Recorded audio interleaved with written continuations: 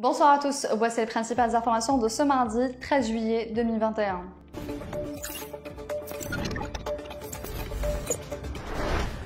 Abdelmajid Tebboune a ordonné au ministre de la Justice, Abdelrachid Tebbi, de prendre les mesures nécessaires en vue de procéder incessamment à la libération de l'ensemble des candidats incarcérés pour triche au bac, une mesure présidentielle qui concerne une soixantaine de candidats et qui intervient à l'occasion de la célébration de la fête de l'Aïd al-Adha, précise le ministre de la Justice dans un communiqué. Une décision présidentielle qui vient surtout réparer les dégâts d'une mesure excessive et disproportionnée prise par l'ancien ministre de la Justice. Par ailleurs, et à en croire des sources crédibles, des mesures de détente similaires seraient prévues pour les tout prochains jours.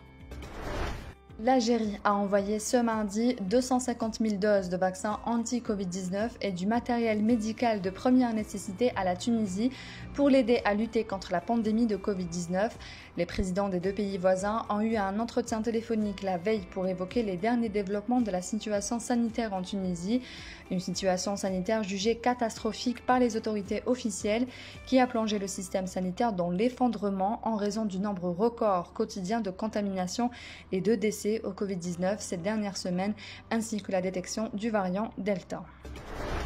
En plus du vaccin russe anti-Covid Sputnik, l'Algérie produira également le vaccin chinois, c'est ce qu'a indiqué Lotfi Ben Bahmed, ministre de l'Industrie pharmaceutique, qui était ce matin l'invité de la rédaction de la chaîne 3. D'ici la fin du mois en cours, des techniciens chinois viendront pour préparer l'arrivée des matières premières et comme prévu, dès septembre, nous aurons un premier vaccin fait, puis un deuxième, annonce le ministre. Selon lui, le groupe pharmaceutique public Saïdal compte produire à partir de septembre 2,5 millions de doses de vaccins anti-Covid par mois de type Sputnik et Sinovac. En parallèle de la production locale du vaccin, le laboratoire chinois Sinovac s'est engagé avec l'Institut Pasteur à livrer 15 millions de doses d'ici la fin de l'année, a-t-il ajouté.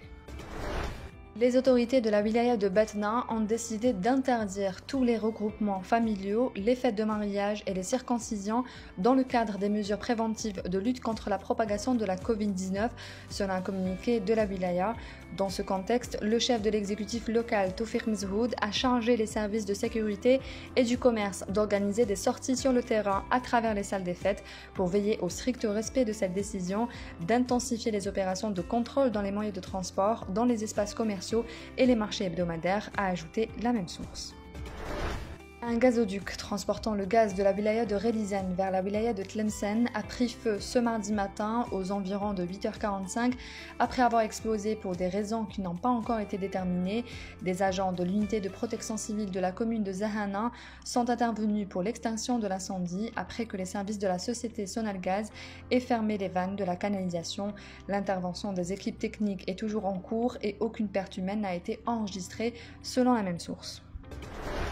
L'incendie qui s'est déclaré hier soir au niveau du poste électrique de Khmis Miliana à Ain Defla, avec pour conséquence l'interruption de l'alimentation en énergie électrique de Sidaïra, a été totalement maîtrisé, selon le chargé de communication de l'antenne locale de la SADEG, qui a signalé que les communes privées de courant électrique voient cette énergie leur revenir de manière graduelle. Au sujet des raisons ayant provoqué l'incendie du poste source, le même responsable a souligné que celle-ci demeurait méconnue à l'heure actuelle, observant toutefois que les fortes températures sévissant depuis quelques jours ont indéniablement favorisé la survenue de l'accident.